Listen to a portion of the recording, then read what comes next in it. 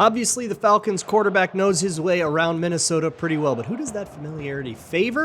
We've got a special guest to talk it out on Locked On Vikings.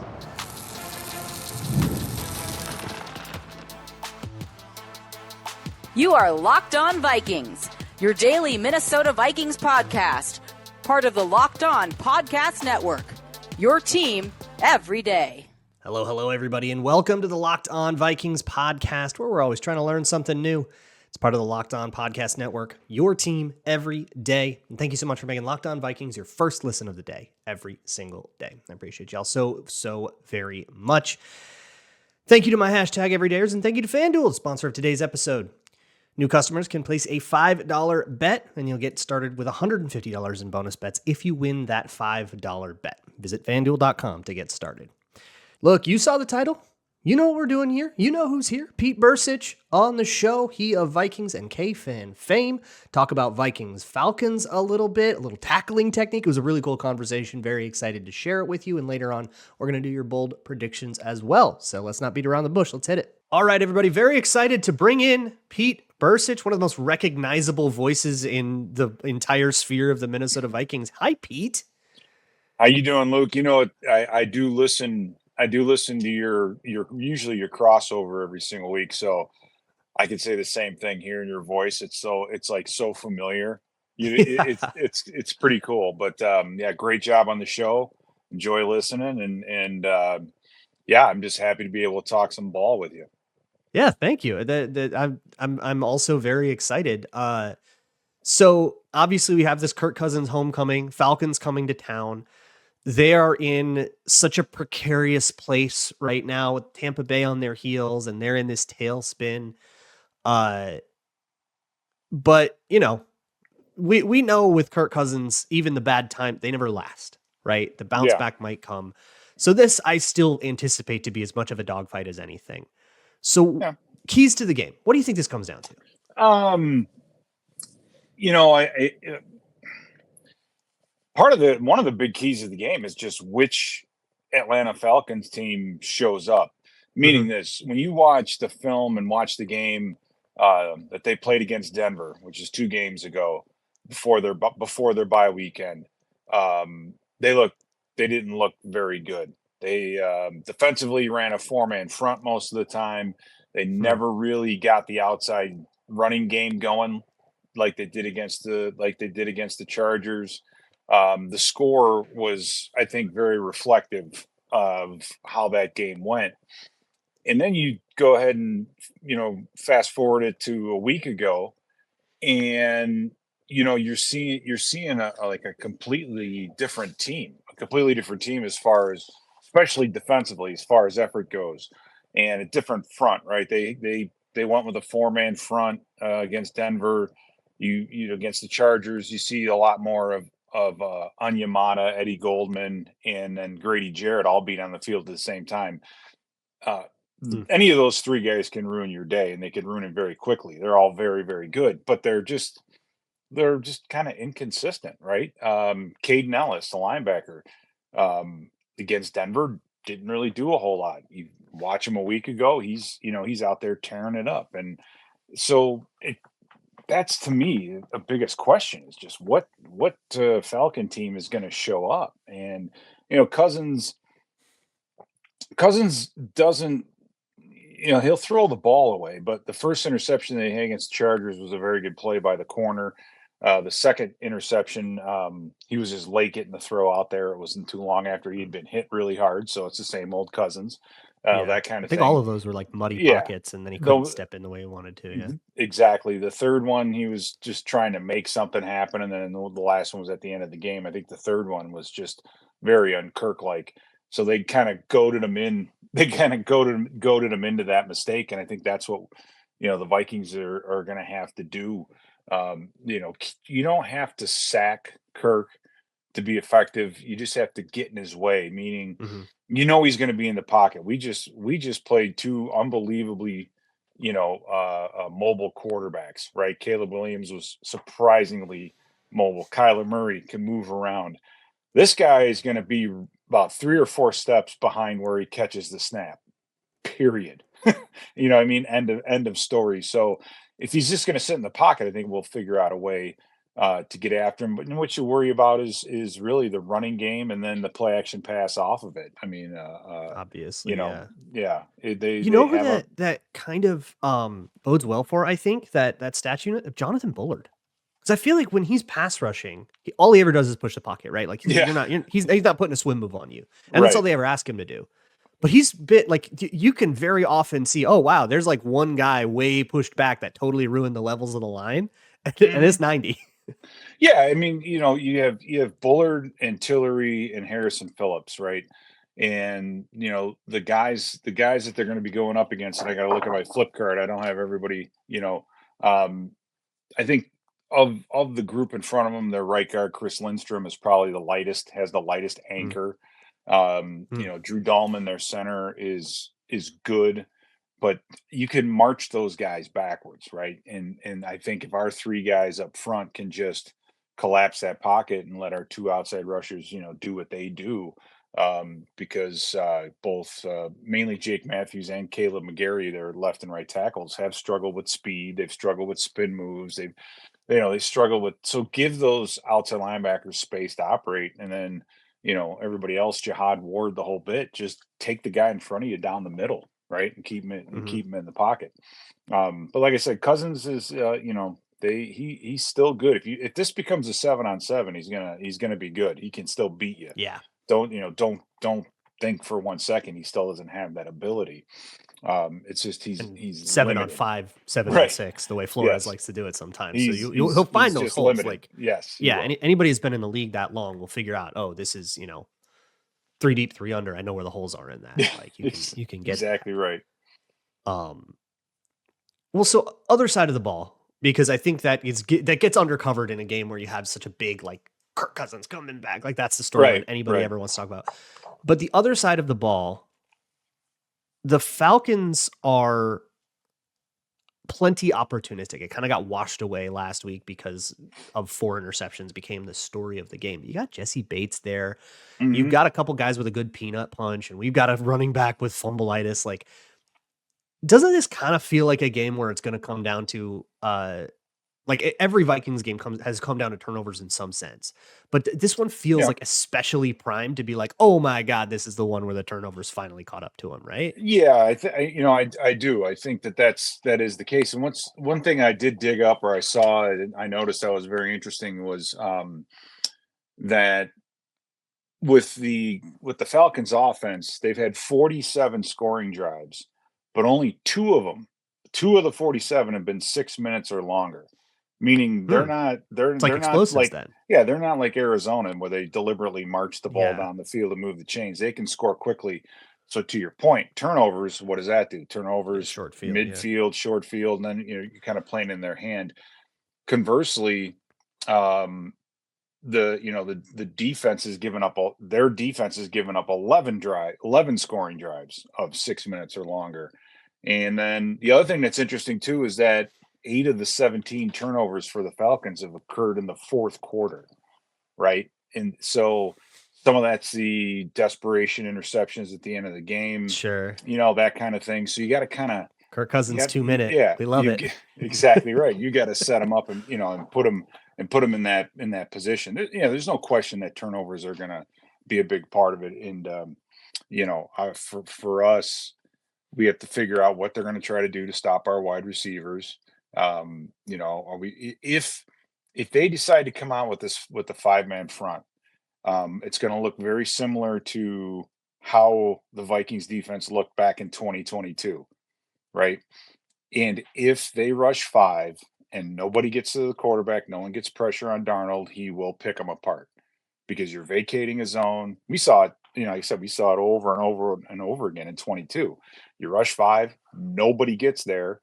And then you're just, it's just 3 under 3 deep, and you can pick them apart. So that's going to be the biggest thing that I'm looking for in the beginning of this game is, are they going to play it more like Denver, or are they going to play it like they did more against the Chargers? The Chargers, multiple tight ends, like to run the football. So, we'll see. That's not our personality.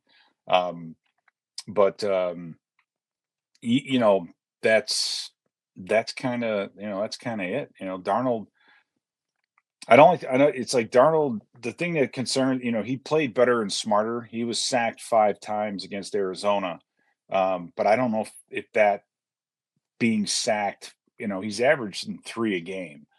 But if you keep getting 5 a game, 4 a game, mistakes are going to happen. I think Yeah. so. With You how got to much figure they that out. push, yeah, with how much they push the envelope like time wise, I kind of get that. Like with how so many long developing concepts, and especially on long down and distances, like how Oh much of it yeah, doesn't we are have one a of the hot. most vertical passing games that you're going to see.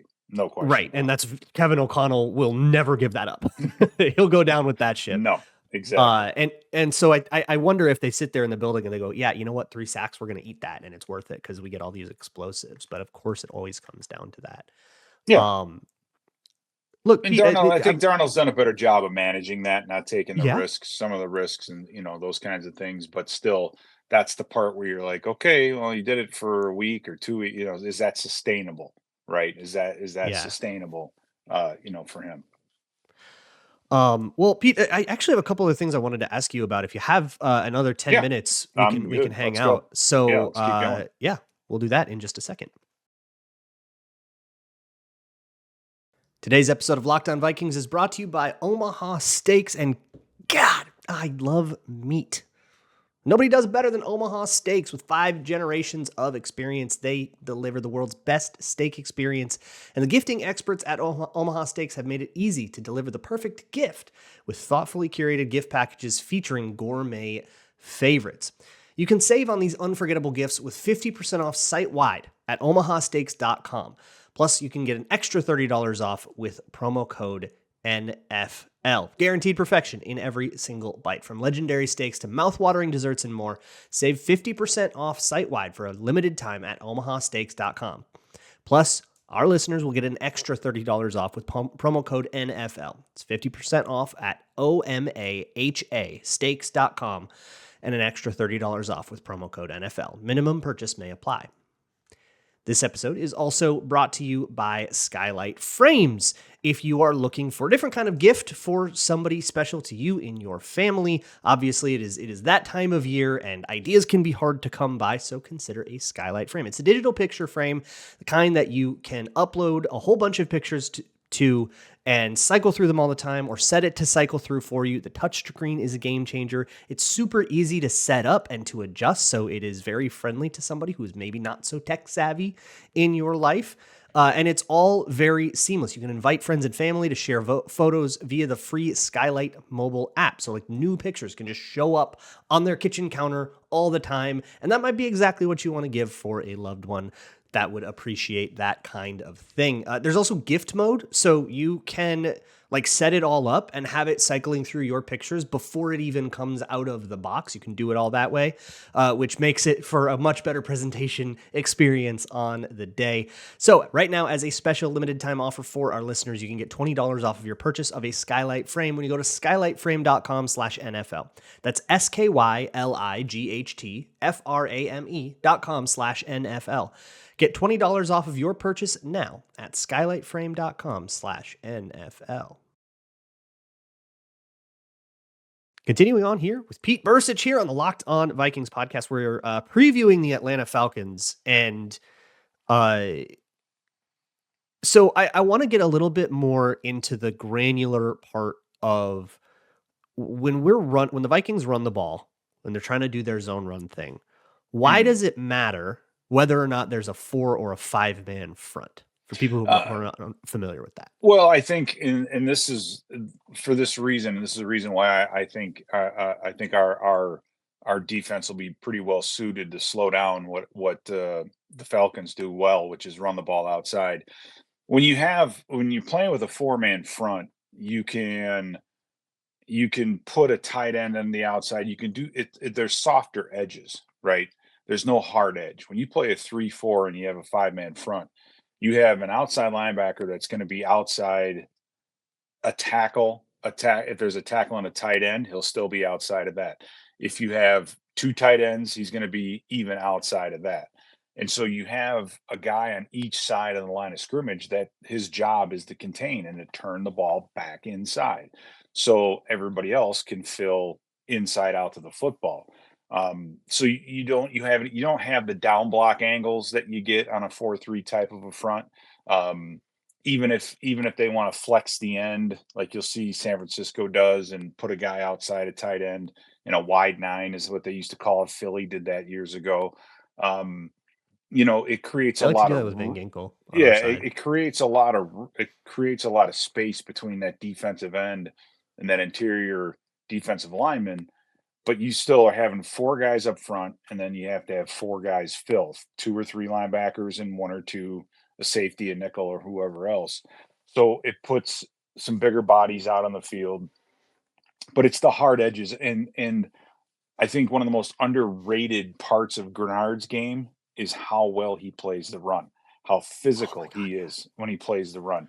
Yeah, like Van folding Ginkel's that this front side tackle back right, inside and being just physical exactly. there. And just knowing, and Van Ginkel too, in it's a it's an instinct, right? You have to play in space. The play in space like that, you have to know when I can get upfield. Because if you just run up the field and they can just push you out, you're opening Yeah. a huge gap there. So you have to be able to get upfield, not too deeply, and then set the edge. And then every once in a while, you kind of let yourself get up a little too high and then loop underneath. But the timing has to be perfect, because if you loop underneath and a guy gets outside of you, then you didn't do your job. So those 2 guys, Van Ginkel and Grenard, are masterful at playing the run on the outside, and that's, I think, a huge reason why our run numbers are what they are. Hmm. Because it's just hard to get outside, and then you have Cashman, and up until recently, Ivan Pace, Hmm. who's very, very good against the run. It's just difficult. We don't ask a ton out of our defensive alignment. We don't ask them to 2 gap. We slant, we stunt, we do some of those things, and then everybody else kind of plays off of them. So that the inside and outside linebackers are a huge part of why this defense is played so well. But that's the main advantage of a 3-4, is just you always have contain. You always have somebody on the outside that's going to turn the ball back in. And so, against a team like this, they may not be able to get outside, but then they're going to be looking for the cutback. And so, they're an outside running team, so it's going to be it's kind of, and it's a strength of our defense. So it's going to be interesting to see, how successful they are at running the football uh, outside. Yeah. So that leads me to kind of another question about, we love to string those 5 guys out, either the just crazy 3-4 fronts or like tight fronts, and like really like force, you can never get a double team on the inside either, because there's just too many bodies. Right. But so I asked yesterday, Locked On Falcons on the crossover. I asked Aaron Freeman, what's the blitz answer, right? What do the Falcons want to try to do versus the blitz? And his big thing was get Bijan Robinson the ball out in the flat in space. So for a guy like him, the challenge is you're probably going to be on an island. You're either Shaq Griffin or Byron Murphy, maybe Fabian Moreau, on an Mhm. island trying to tackle that guy. That's tackling itself. I know you can speak very well to what makes for a good tackle. I would love to hear Yeah. about how you handle that situation. You got no help. You're not moving somebody to the inside. You're just open field, got to make the play. How do you do that? Yeah, you should always have help or pursuit coming from one angle or another. So if you're going to miss a guy, you want to miss him in a certain direction. And that was something I learned from Tony Dungy back in the day, playing against the Detroit Lions and one Barry Sanders, Mm-hmm. where Tony would say all week, if you're one on one with this guy in space, make him cut back. Do not let him go to the sidelines. Meaning, you don't break down. You just shoot your gun at that outside leg.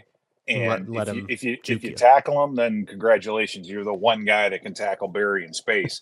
But you want to make him cut back to your pursuit and to your help. And with the screen game, you know, I I don't know. I don't know how well that'll work against us, because we don't play a lot of man behind the screen. If you have Yeah. a blitz, or you're playing man and you can block up the guy covering the back, now you got something. Now tunnel screens and things like that have worked well, I know, against them. Um, but our DBs see that so much, right? They see these Yeah. tunnel screens and whip screens, and that's where a guy like Josh Metellus is so valuable because he's playing like a linebacker / nickel. So if you want to, spread him out and try to get him out of the box, but then block him, he's going to win that most of the time. So I think we're pretty well set up to do that. And then again, going back to, Harrison Phillips and Grenard and Van Ginkel, they've been around a long time. They're smart because you get that feel for smell a rat. It's a screen to kind of stop in your tracks and either retrace your steps or whatever. So, if they want to hit us with the screen game, good. It's not their forte. It's not what they're great at,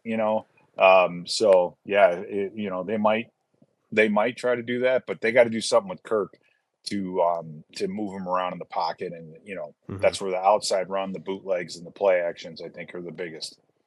Yeah, they had that. I always remember the Monday Night Football game against the Bears last year, where it was like a total meltdown on offense, and they threw 4 picks and they lost. But I don't think the Bears got a touchdown, and they went like full on all bubble screens and perimeter stuff. It was crazy. Yeah, we saw a lot more of that last year, right? The Chargers against us, and so we're not pressing that issue. We're not overloading the front on base downs as much as we used to. We're not putting the stress on Cam Bynum and Harrison Smith like we used to, but we can still definitely do that. So the last thing I want to ask you before I let you get back to your day. So this is Friday on Locked On Vikings, and Fridays is Bold Prediction Day.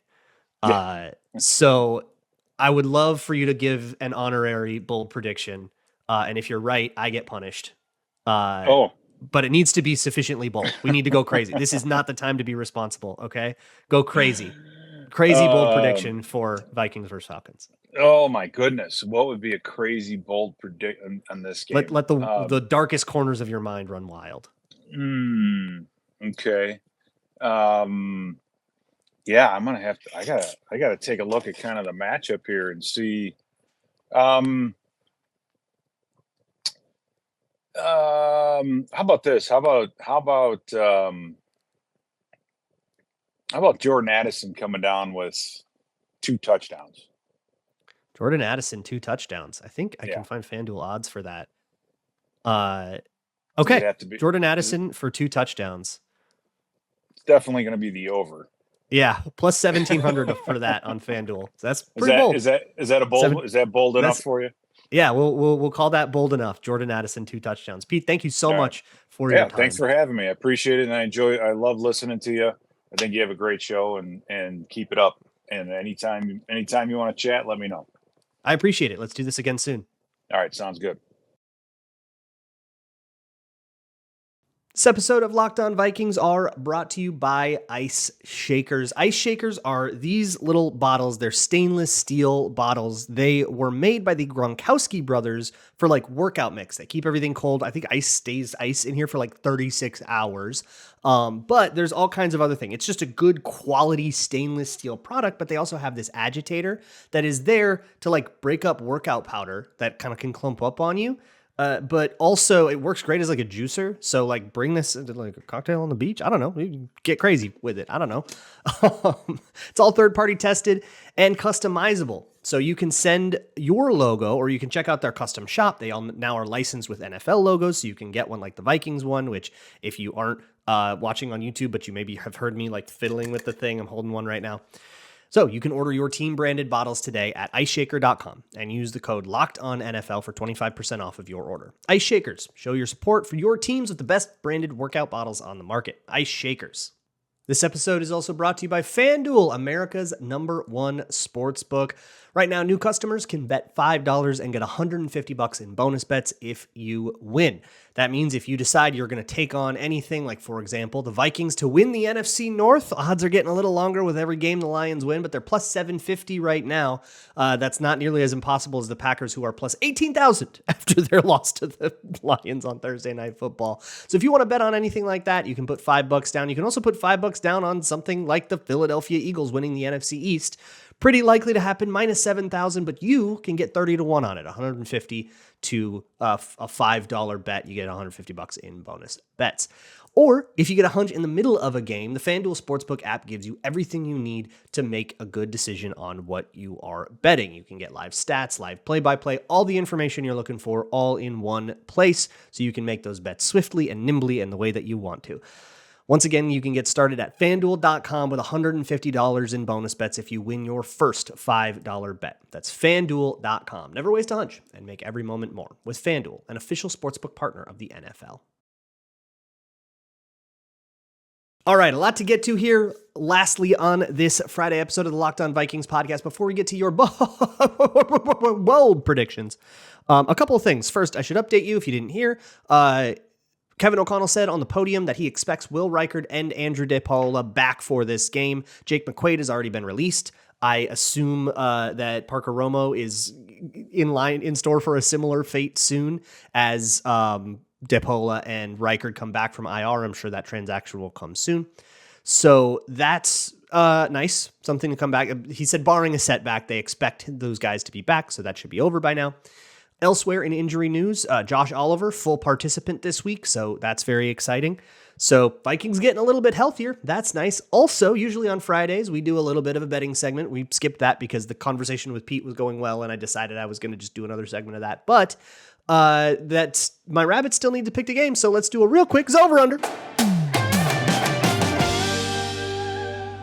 The over-under is a segment where we talk about the betting markets and how they are feeling right now. The Vikings are favored by 5.5. And I actually spoke a lot with Aaron Freeman yesterday on the crossover and on other shows how I felt like that's a little bit too bullish on the Vikings. I don't know. I feel like the Falcons, knowing Kirk Cousins and his propensity to bounce back, the revenge game angle and all that, and I'm not going to look past this Falcons team just because they're in a slump. I feel like that's just so unwise. But whatever it is, I'm not nearly as good at picking these things as my pet rabbits are. So here they go. Had to actually look at the tape a little bit closely for this one as ZD ran right up. He is currently at 6-5. I missed a week when I was out of town, so there's one less game. But he's at 6-5. And Zoe is at 8-3. Zoe, actually, the winning streak for her finally got broken, but she still ends up picking the Vikings as ZD runs up to the middle and ends up picking some cilantro, actually, from the Falcons side. So that's how the over-under went. Now let's get into your bold predictions. This is where we go a little bit crazy, weird, and wild, where I take my favorite bold predictions from you, and we got one from Pete this week, which is fun, and see if any of them hit. And if you're right, I'll add to my punishment. But I also have been trying to get some in myself, and if I'm right, I can get out of the punishment that I am currently scheduled for because one of you guys got one right week 1. But let's check in on last week. The first one came from 2014 Weird Twitter Reunion, who had a whole thing about Kyler being 5'10 and 207. And in honor of his stature, they would put up 5 rushes of 10 or more yards, and that Darnold would go over. I think we came up with like 70 inches, so he would like rush for 70 yards or something like that. None of that happened. Papa Bless says that keeping up with the Joneses, the Vikings and Cards, who are tied for the most Joneses in the NFL, and the only players to score a non-passing touchdown would be a Jones. Marvin Harrison got one, so that one's out. Skull MV says that the Vikings would have a passing, rushing, kickoff return, and defensive touchdown, which happened in the last time the Vikings played the Cardinals with a QB named Sam in the 2016 game with the big long kick return that Xavier Rhodes had. He blew the Gallerhorn probably like because of that play too. So very topical, but we didn't get any of those kinds of things. Cade said that the Cardinals would commit the cardinal sin of turning the ball over 4 times, one for each cardinal direction. Not that many turnovers. Did have 2, but not that many. Purple Drank had a whole thing based off of Kyler Murray's Call of Duty Battle Royale stats about a completion percentage of 65%, only 104 passing yards, and the Cardinals would have a low yards per play. We didn't hit any of those unders. Can't Guard Tommy said that there are currently 19 Northern Cardinal subspecies in the United States, but 14 of them live in Mexico. I kind of messed with some stuff and kind of made one for myself, which is that 5 different Vikings would score a touchdown. We only got 2. We got one from Aaron Jones. We got one from Johnny Munt, and that led to the 23 points plus 3 field goals. That was your 23 points. Okay, let's move on to this week against the Falcons. I've got Pete Bercich is down. He says Jordan Addison 2 touchdowns. Let's move on to one from Ross, who says that Cousins has, by the way, you guys have outdone yourself every single week. Okay. I was like cry laughing at one of these, which we will get to. Ross says that Kirk Cousins has a dead cap hit of $25 million this year. In this game, Sam Darnold will complete at least 5 passes of 28 yards. That's so good.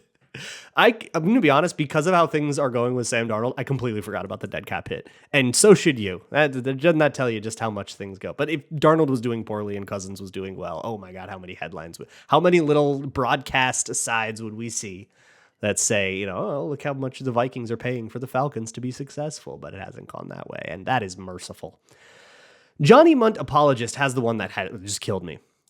He wrote, many peregrine falcons, but many of you tried to do one with peregrine falcons, and I appreciate that greatly. I picked this one, but I want you to know I appreciate everyone's effort very much. You guys did great. But many peregrine falcons migrate thousands of miles to spend the winter in Mexico and Central and South America, but some overwinter in the United States, including Minnesota. They return to their northern breeding grounds. In April to early May, peregrine falcons usually lay 2 to 3 eggs in nests on flat, rocky surfaces. Cousins, who has 2 kids, will lay his 3rd egg on Sunday and will be shut out by the Vikings. I like read through it, didn't see it coming, and I love this so much. I love this so much. Thank you, Johnny Munt Apologist. Boy, what kind of game would that be? I mean, that like when we talked to Aaron yesterday, like that's the game where the tackles can't hold up. Like Jonathan Grenard goes off, right? You got turnovers, you got all this crazy, horrible stuff, and then it gets out of hand fast enough that they start having to go for a lot of 4th downs and not kicking. That's where it has to go down, right? Like they have to be not. They have to start going for like 4th and 14s in kicking territory because they're down 4 scores in the 3rd quarter, The Bold Magic School Bus says that as of 2024, the Metro Atlanta population is 6,193,000. In his revenge game, Kirk Cousins will throw his first 6 passes for a total of 193 yards. The Bold Magic School Bus said exactly. I'm just going to turn that into an over. If you get 200 yards in your first 6 passes, yeah, we're doing something. You did it. You did your bold prediction. I'm giving you credit for that. That would. Boy, like the Vikings have started a little slow in the last few weeks to start games, but not that slow. My goodness. Yannick Eckhart says that 2018 Vikings first rounder Mike Hughes will catch more passes than 2023 first rounder Jordan Addison. I believe Mike Hughes is starting at outside corner for them. So that's something. You'd need like a Jordan Addison shutout here though, for real. Like that and a Mike Hughes interception. I feel like parlaying those 2 is bold enough and probably the likeliest way for this one to happen. And hey, shoot, maybe they end up on each other. Maybe this comes down to 1 contested catch. Next one comes from the Duck, who says, in honor of Kirk Cousins' legacy, after both teams total up 500 yards of offense, the game will end in a tie to ensure the Kirk-led Falcons remain at 500. So a tie in and of itself is not interesting enough. As bold as it is, it's not interesting enough. But adding that to 500 yards of offense, that's so crazy. Ties happen when it's 13-13, and there aren't that many scores, so things can't diverge that weird. But to get 500 yards of offense, you're talking about like a 38-38 tie. Although an entire overtime would help them both get to 500 yards. I assume you mean both teams need 500, not they total for 500, because that's 250 a pop is like that's not that bold.